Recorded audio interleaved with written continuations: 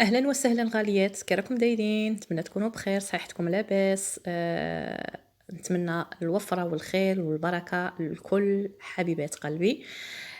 تكمله الحلقه الماضيه او الحلقه الفيديو اللي سبق من هذا، واللي كنا تكلمنا على الخيانه الزوجيه، وتكلمنا على الاخت اللي تعرضت للخيانه الزوجيه. آه واليوم ان شاء الله راح نحكي لكم كيفاش قدرت تسترجع الزوج نتاعها، وما هو السر اللي كي طبقاته. يعني قدرت به تسترجع الزوج واسترجعت الأنوثة نتاعها، والحمد لله. يعني بعد جلسة دامت حوالي سنة، ولكن نتائج رائعة جدا، رائعة جدا. المهم، شوفوا البنات، هذه الأخت بعد ما تعرضت للخيانة الزوجية ودخلت عندي الجلسة كما قلت لكم منهارة وما عارفة رجليها من راسها، ومعولة على الانفصال، يعني حابة تنفصل به. يعني كانت حاسبة هذا هو الحل اللي راح يساعدها. بعد ما تاني جاتها صدمة من الأهل، يعني ما أهل الزوج وأهلها جاو ضدها، يعني شجعوه هو وجاو ضدها. وهذا حال الشعوب العربية، يعني دايما يجوا مع الرجل ويعطوا له الحق ويهملوا المرأة. إذا حبيبة قلبي، هذا الأخت لما بدينا في الجلسة مرينا بثلاث مراحل. المرحلة الأخيرة هي المرحلة الأساسية. إذا أول مرحلة اللي بدينا نطبقوا فيها، وهي أني خليتها أو علمتها كيفاش تكون مدركة لذاتها.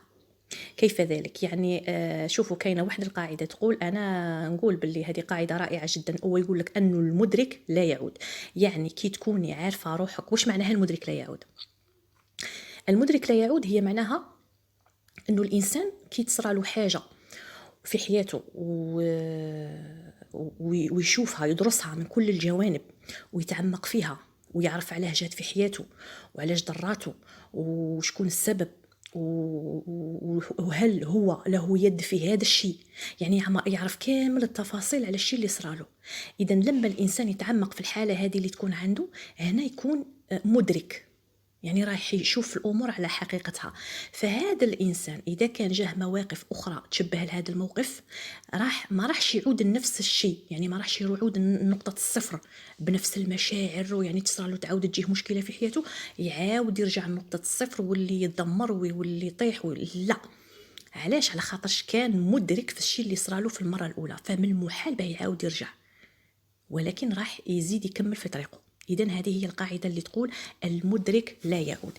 إذا احنا خدمنا في بداية الجلسة على هذا الإدراك، يعني فهمتها شكون هي بالنسبة لنفسها. شكون هي؟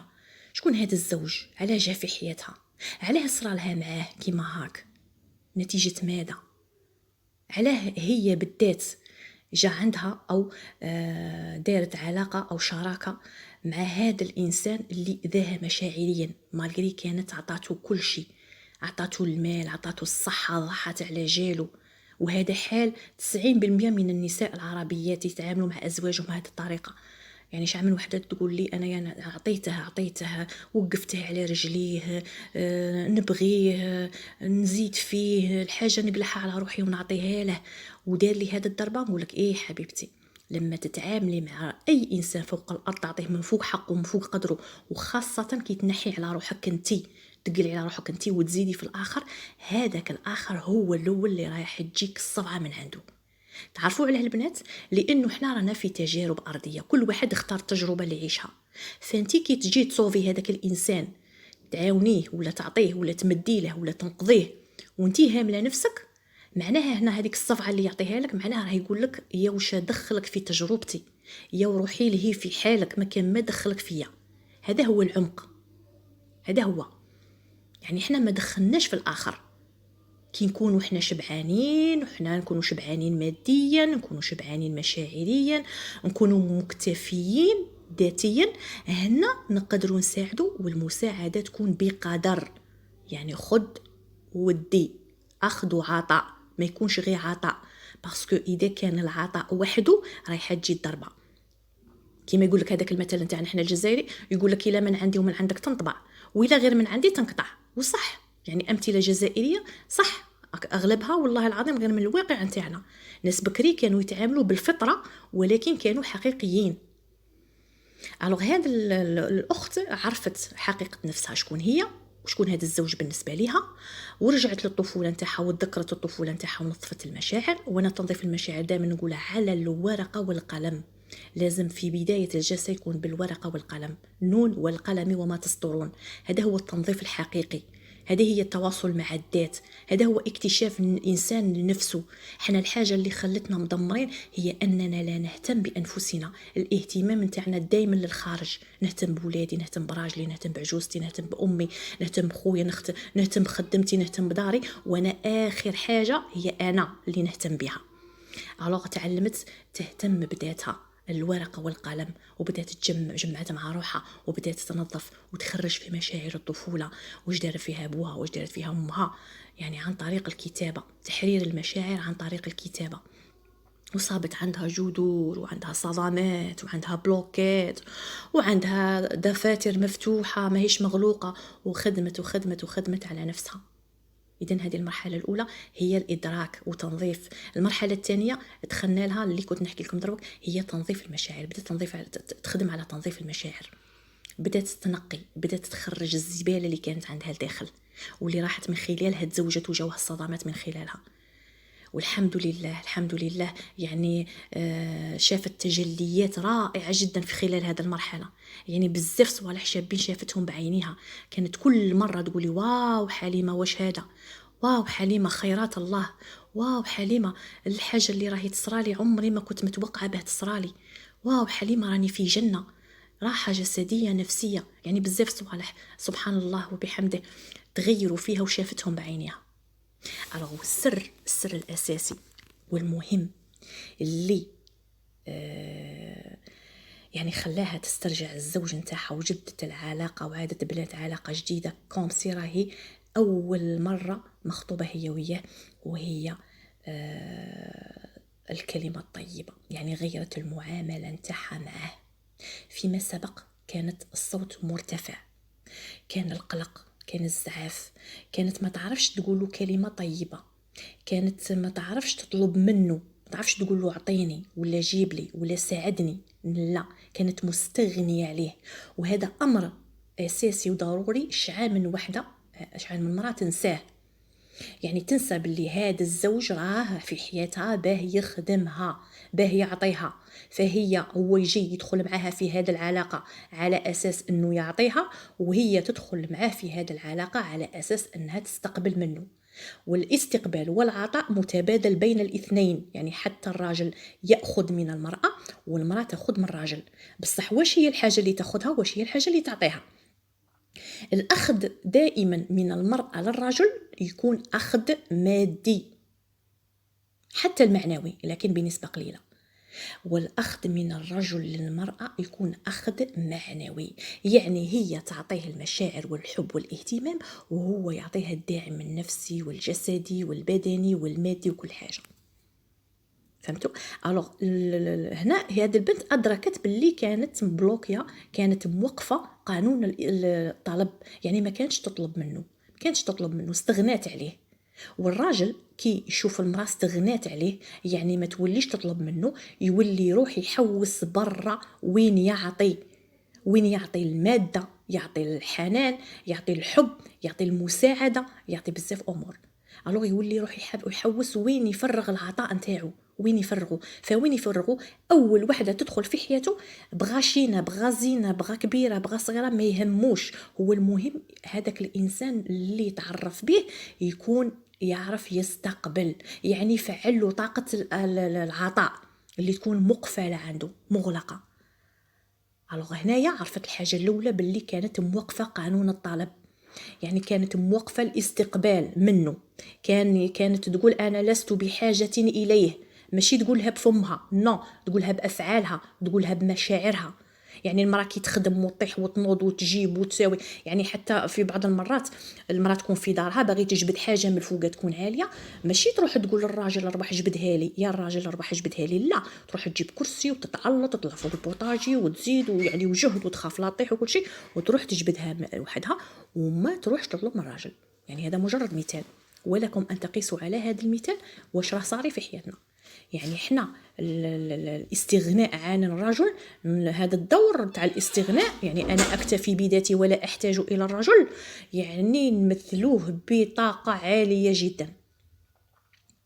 اذا وبدات تفعل في المعاملة الطيبة، الكلمة الحلوة، سحر الفراش، سحر الوسادة، ويا له من سحر، يعني سحر فتان، يعني سحر وحده، سحر الوسادة وحده راني نقولكم يا البنات يدير انقلاب جذري في العلاقة.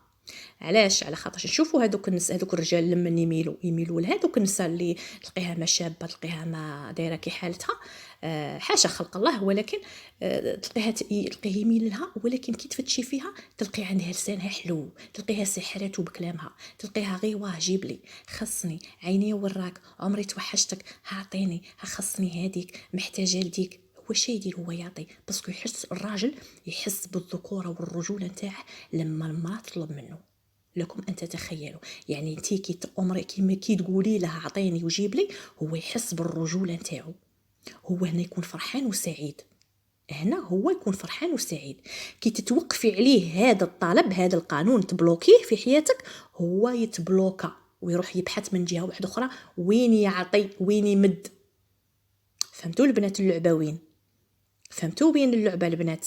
يلي تقولي لنا مع خاصني شو ما نقول لا شو ما يعطينيش، وتروحي تنوضي تروحي تخمي فيه اون بليس دو سا، تروحي تخدمي وطيحي صحتك باه تزيدي تمتني له ركابي، باه تزيدي توقفيه. هو ما خصاش، هو ما قالكش عطيني الدراهم، هو ما قالكش عاونيني. الراجل ربي خلقه فطريا يخدم بالجهد البدني ويقدر ويجيب. والراجل اللي تشوفيه ما عندهش وتديك الشفقه عليه وتقولي ما عندهش مسكين وما لحقش ولا نخدم باه نعاونه، انت ما كان ما دخلك فيه، يقدر يخدم خدمه وزوج وثلاثه ويوفر لك ويجيب لك ويكون فرحان وسعيد ومستمتع. فقط انت المره ما جا هذيك اللي كبرتي عليها، انت شتي امك ولا شتي جداتك ولا شتي اختك ولا شتي عمتك تخدم على الراجل، وتقول لك المراه الساجيه هي اللي تعاون راجلها، المراه الساجيه هي اللي تعطي راجلها وتمد له وتوقفه وتبنيه ودير له.